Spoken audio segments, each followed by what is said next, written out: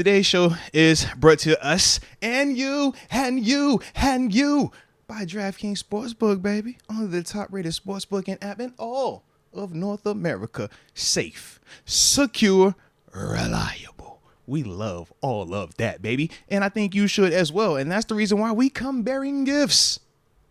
Promo code. Shout out to the promo code. It is MOATS. Simple concept. Download the DraftKings Sportsbook app. You make that first deposit bet, or you put that first initial deposit of $5 in, and you will receive up to $200 in bonus bets when you use that promo code. All right, it's a dope concept, man, and they got a ton of cool offers that are currently going on that you might get a chance to reuse some of those winnings potentially to make some more money. All right, but with that being the case, we also know that at times, man, you can get lost in the sauce. It can be a lot up on you, and you might develop a gambling problem. Well, if you're living in New York, it's a number that you can text. But for everybody else, the digits to dial are 1-800-GAMBLER. How about this? Ethan Leach says PFF has a new stat. Hey, now.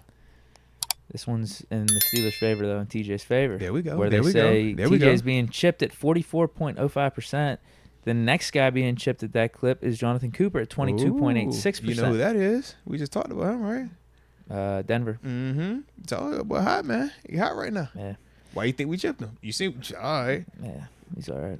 All right. Myles Garrett. You don't like new people. I get you. You don't like new people. Unless they play for the Steelers. If he played for the Steelers, Nah, you'd be telling me, hey, man, all right, I like this one a lot. He's all right. Yeah. Justin Fields evaded his rush pretty easily. Uh-huh. Miles, how'd he get back there? Uh-huh. He got back to... Oh, that was Broderick Jones, not... Oh, who was that? Was it Father Time? I can't remember. No, They didn't pick up the assignment. Mm-hmm. That's why. That's all it was. Okay. You got to pick up the assignment. Yeah. I'm glad we don't play him twice. I'm just, hey, man, we got up out of that. Everything's good. Go on about your business. Now go back doing what you do. Man. Myles Garrett at 18.29%, which is 7th. How do you feel about this? I think it's appropriate. All three of those dudes that you just listed win a ton of one-on-ones. So you might want to chip That's them. insane, though. Yeah. TJ at 1 is 2 times more than the second. Like, literally doubled. Yeah.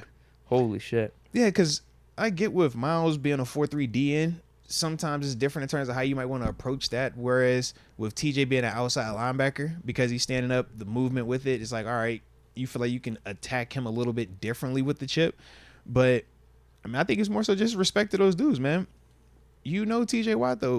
It's like, yo, you're not going to single block him. And a lot of times, who is he? Like, which side of the field is he on, that right tackle? If we say, man, going into the game, that the left tackle supposed to be that dog, supposed to be able to stand on his own, I'm going to make sure that I give this dude some help. Like, that's what you're supposed to do. And when you don't, you're an idiot. Especially when it's TJ Watt out there. So I think of it like that more so than anything. I think it's, like I said, it's a respect factor to all those dudes, but Jonathan Cooper not on the same level as TJ Watt, right? No. Cooper plays on that side though as well. So it's like he's making enough noise that they're starting to chip him. Myles plays on that left side. So if this is your dog tackle, the same way when Herbig was cooking off on or Rashawn Slater, they ain't put no tight end over there. The expectation is, hey bro, you're the guy. You're supposed to win this one-on-one. I think you're getting some of that. But as long as you kicking butt and dominating, it don't matter. Heck yeah, it's like no matter what, that's an insane clip. 44.05%. It's impressive, bro. The second guy's at 22, and then Myles Garrett at 18. That's still 25% more than Myles Garrett. That's crazy, man. TJ still putting up numbers. Like I said, I'm with you. I just know how people going, like the football people will break that down that way though, because your right tackle is not as good as your left tackle. I can't send help to my left tackle if you're the $100 million left tackle. You better win your block, man. Right guy gotta help you out. I'm supposed to think to help you first. I think last week was a unique situation though with the Chargers, given that it was Joe Alt and Slater. They invested even higher draft capital in Joe Alt versus Slater, and they still had help over there for him. Yeah, because it's like, yo, the left is supposed to be the best one out, and that's why it was but in their case, it might be Alt. It probably will be Alt long term. Yeah, I mean, Both of them dudes got a chance though. Yeah, either I don't know if they're gonna keep them like that or if they're gonna flip them next season or what. Yeah, if they're gonna do the Steelers approach of having them be all versatile and shit. But that's real. Which is crazy though. You draft all like number 5, right? You'd like to think you put him at left tackle. It's like, bro, put him. Slater is that good.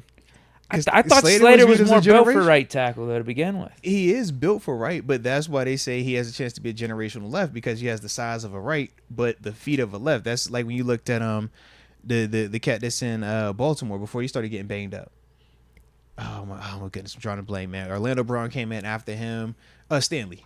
Yeah, so it's like you look at those big body dudes. Typically, the big body guys are right tackles. Your long, linear, almost look like power forward basketball players are your left tackles. And we got it flipped here with Fautanu and Dan and Mm-hmm. But that's the thing though. It's like, so even with that, I think that's also why it took TJ some time to kind of get like the big time respect that people give pass rushers, because it was like, yo, you're going against the right, whereas traditionally the best pass rusher goes against the best tackle, which is on the left side. But I love it though, man, because he balling. Like, hey, make him respect it, and that's the thing. Now, Von Miller did get a ton of respect, but the thing is, with Miller, is they were making those playoff runs. He ended up winning the Super Bowl. Yeah. And he was Super Bowl MVP, so you're like, oh, that's a complete game changer. But he also had DeMarcus Ware, who, as a pass rusher, that's a Hall of Famer. So it's like, bro, you don't get to. Hey man, DeMarcus will always rush the left tackle. Like in Dallas, you know what time it is. So I looked at it kind of like that. Like, yo, you respecting the OG, you let the OG get the left tackle. And the same even when it was in Baltimore, we had Terrell Suggs and Elvis Dumerville. Doom would still be on that right side because Suggs over there. You like, bro, that's Suggs. He get that dog. But if Suggs ain't out there, that's Dumerville, man. He gonna get the left tackle.